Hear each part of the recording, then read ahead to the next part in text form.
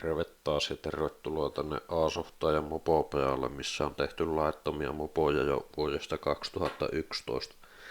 Ja tällä kertaa tehdään tuohon mun erikois-S-kiihdytysmoppoon polttoainetankki ja samalla sovitetaan uudet takaiskarit. Ja tämä tankin tekemisen mä aloitin tämmöisellä peruspahavimallisuunnittelulla, että vähän hahmottelen, että minkä kokoinen sitten tankista tulee ja sitten myöhemmin mä käytän noita pahvimalleja ja sitten niiden peltien leikkaamiseen, mistä se tankki tehdään. Ja tavoitteena tässä tankin suunnittelussa on se, että siinä pystyy makkaamaan päällä. Sen takia sitten tulee tommonen aika pitkän mallinen ja sitten toinen tavoite on, että se ei vuoda bensaa sitten niin kuin seula, että tässä vaiheessa jännitti, että menneekö siinä loppuikää sitten hitsata se tiiviksi. No niin, nyt alkaa tää tankki tässä hahmottua. Melko hurjan näköinen, vaikka itse sanonkin. Tuosta voisi vielä leikata ja sitten tuosta. Tämä on nyt vaan tämmönen yksipuolikas, että mä sitten otan nämä pahavit tästä irti ja käytän näitä silleen mallikappaleena niiden peltien leikkaamisessa sille, että mä teen peilikuvan sen toisen puolen, niin silleen sitä tulee symmetrinen. Tässä näin on kuskin mahaa tässä löllöttää. Pitäis mahtua ihan hyvin bensaa sissäänkin, vaikka eihän tässä kiihdytysmopossa tarvitkaan paljon bensaa kerralla. Ehkä sillä voisi ajaa radallakin, jos löytyisi joku tästä lähistöltä joku kilpailu joskus. Ei täällä oikein oo semmosia. No niin, ja nyt mä sain Kiinasta tämmöset takaiskarit. Pitäis olla laadukkaat, että Japanese HE-standardia. Morethan 1 million stroke, point of performance and price. Hinta-laatuisuus. Model best. Mä maksoi 30 nää iskarit, mutta postikulut oli 65 € ja sitten piti vielä maksaa 20 alvia. No ei silleen kauhean kalliit. Näyttää kyllä ihan hyviltä ja sitten tuolla on olevina joku täyttöventtiili ja nää pitäisi olla täytetty typeelle. Mä kokeilin, niin kyllä siellä jotakin kaasua on, mutta en tiedä sitten onko se oikeasti typpiä. Sitten mä kokeilin näitä vähän purista kassa, niin kyllä niissä tuntuu olevan vaimennusta, että en mä nyt ainakaan mitkään ihan sudeet oo. Joo, ja tehdään sitten, että ne ei yllä, mutta mä varmaan taivutan tätä penkki jossain alaspäin. Ja sitten, että mä tulee vähän ylemmäksi tää takarengas, niin ne pitäisi siihen mennä sitten. Niin, ja nyt mä sahasin tämä rungon nämä putket poikki tuosta ja taivutin niitä vähän alaspäin. Sitten hitsasin väliaikaisesti kiinni ja sitten mä tein tämmöset laipat tänne ylhäälle tulla ja tuohon ja mä hitsaan ne nyt kiinni ja sitten koesovitan tätä iskarin korkeutta, että pitää etsiä sopiva kiinnityskohta sille.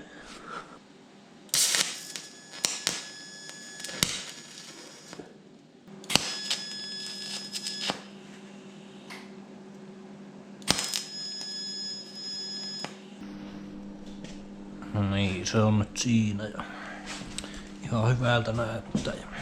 Mutta se on vaan enemmän kiinni siitä, että onko se liian löysä vai liian jäykkä. Että jos se on liian löysä, niin pitää siirtää tänne taaksepäin tuota kiinnityspistettä. Tadaa! Siinä se on nyt kummatkin iskarit siinä ja pahavitankki ja pahavipenkki. Sanoisinko, että melko hirvien näköinen ja samalla melko siistin näköinen. Kokkeilin istua tuossa päällä, niin aika jäykkä on tuo perä, että ei jousta kyllä paljonkaan, mutta ei siinä ole varraakaan paljon, että saattaa muuten rapsuttaa persettä aika herkästi tuo. Niin, ja nyt mulla on tässä tää tankin puolikkaan pahavimalli valmiina ja mä puraan tästä nämä nämä niinku yksittäiset kylkiosat irralleen ja sitten mä alan leikkeleen näistä pellinpalasista niitä. Mulla nyt ei ole tässä tarpeeksi peltiä, mutta pitääkö ostamassa lisää.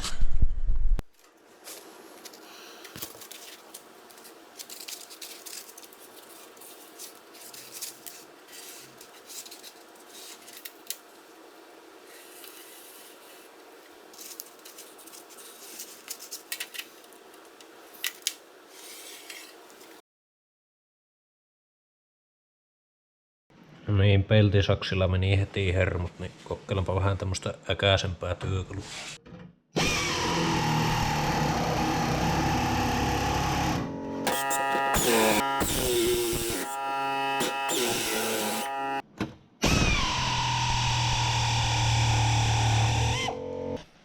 No niin, nyt mä leikkasin tämän tankin pohjakappaleen ja nyt olisi sitten tarkoitus taivuttaa se tähän rungon päälle. Sillä, että nämä lipaaret menee tuonne alas.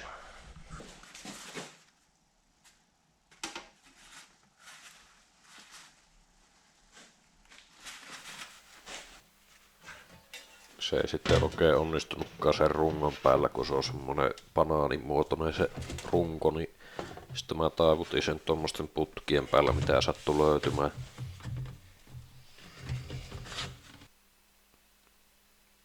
Ja sitten hieman vasaraa.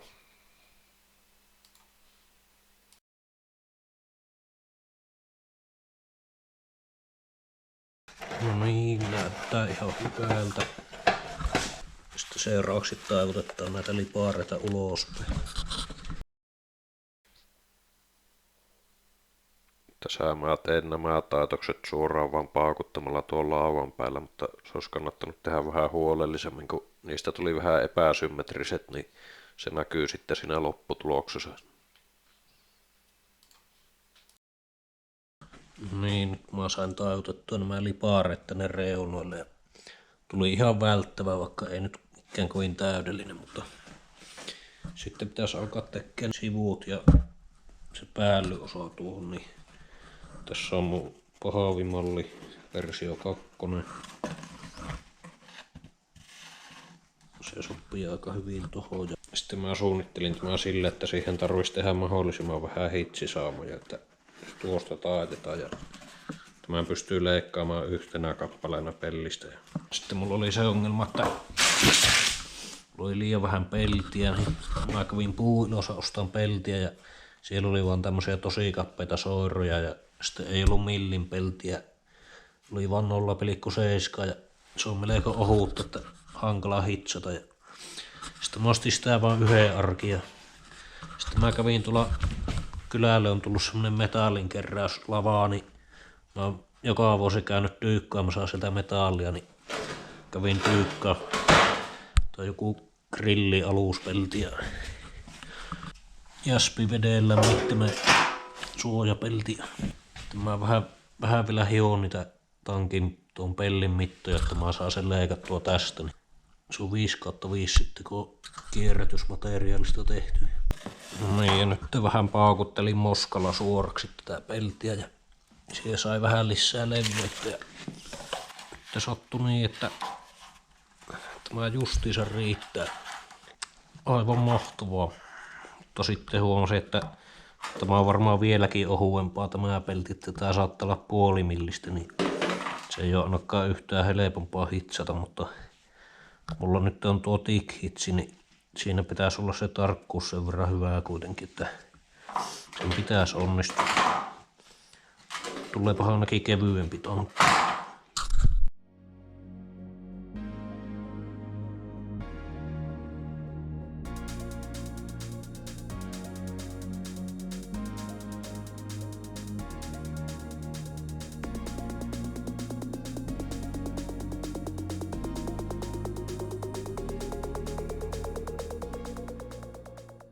No niin, nyt tuosta tämä pelti leikattu ja se onnistuu erittäinkin hyvin. Ja seuraavaksi sitten pitäisi vähän viilata näitä rösöisiä kohtia ja sitten poistaa tästä maalit ja hiuoa se puhtaaksi. Niin ei sitten tarvii miettiä, että sulattaako se bensa sitten tämä maali siellä tankin sisällä ja sitten tulee kaasariin, tulee maali ja menee tukkoon se seuraavan vuoden ajan, kun sillä mopolla yrittää ajaa.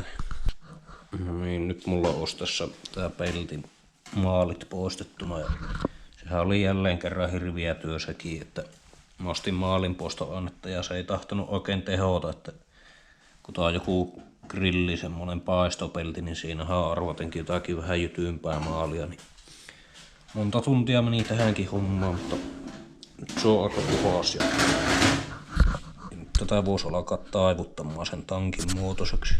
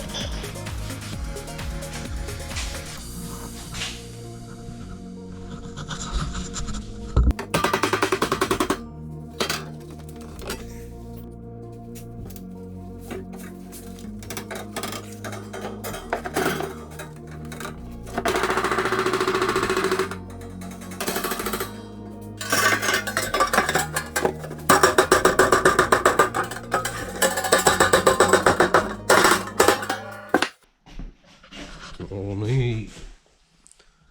Nyt alkaa olla peltitankki valaamis. No ei nyt vielä kovin lähellä valaamista, mutta ainakin yli puolessa välissä.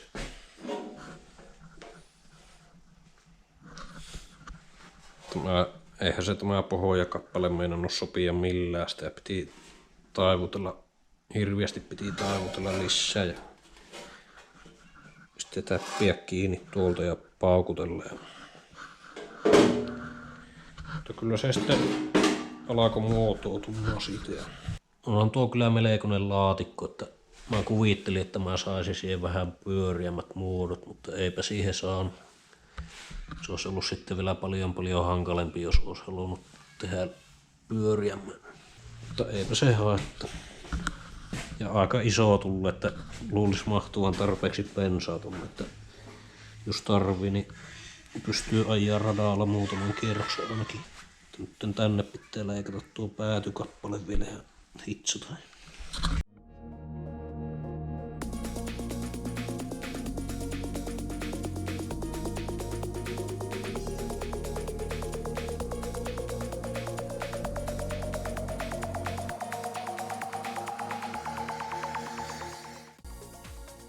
Ja tästä alkoikin sitten semmonen 3 tunnin hitsausmaraton ja ei ollut kyllä tuolla Team Contigillä minkäänlainen ongelma hitsata tuota 0,7 peltiä, mutta piti käyttää lisäaineena tuollaista mikkilankaa, kun se normaali 2 millin lisäainetikku oli vähän turhan paksua.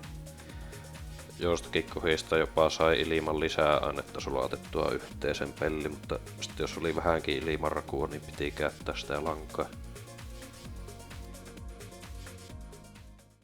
No niin, ja sitten olisi saumoja hiottu nyt ja porasin tuon täyttöreijin tuohon. Ja sitten tuohon tulee tämä ulostulonippa. Sorvasin tämän nipaan jostain vanhasta pultista. Tässä nyt hitsata tuohon kiinni ja sitten testata vuotaako tämä.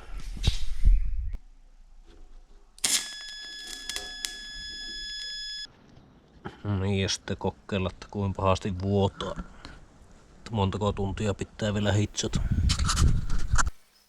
Sitten tässä tuli pikku yllätys, kuinka paljon sinne meni tota vettä, että tuo koko kastelukannu meni eikä vielä riittänytkään.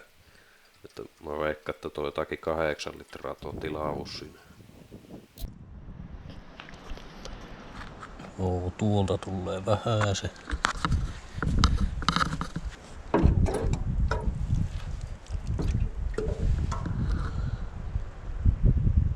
Tuolla on joku vähän isompi reikä. Mutta ei kovin paha. No niin, nyt mä oon tässä hitsellut näitä reikiä umpeja. Kyllähän sillä niitä muutamia on ja oma aikansa kestää aina kokeilla, että vieläkö löytyy reikiä. Mä sitten ajattelin, että ne loput pienimmät reijät on helpompi sillä lailla löytää, että mä niin tiivistän tämän tankin ja sitten upota sen vesiin ja altaaseen, niin näkee mistä tulee niitä kuplia. Ja mun pitää tehdä se korkki tähän, niin mä löysin tällaisen, mä oon tyykannut tämmösen pitkän pultin, niin tästä kannasta mä saan sorvattua sen korkin kauluksen tähän.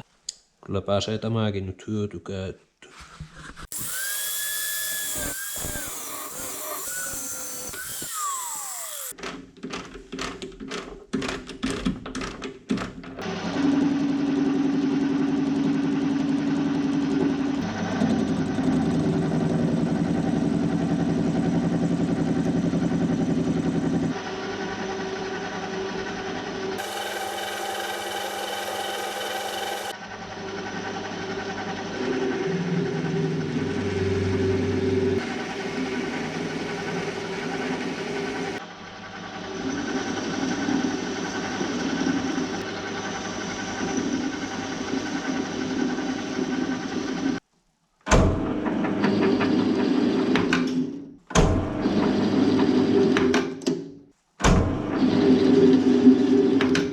No niin, ja nyt olisi valmis tämä tankin korkin kaulus.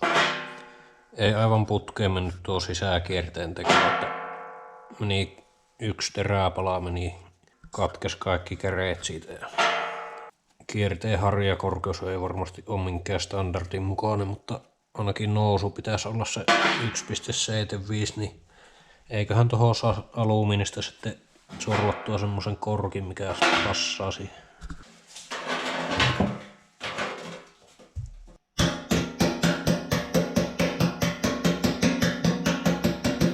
Tässä olikin tää tankin teko tällä kertaa ja aikaa meni yhteensä yli 15 tuntia ja vielä siihen pitää tehdä korkkia kiinnikkeet, mutta ne tulee sitten myöhemmin. Ja tässä onkin enää muutama viikko aikaa tehdä ennen niitä PV-formin vauhtipäiviä, missä mä käyn sitten ajamassa tällä.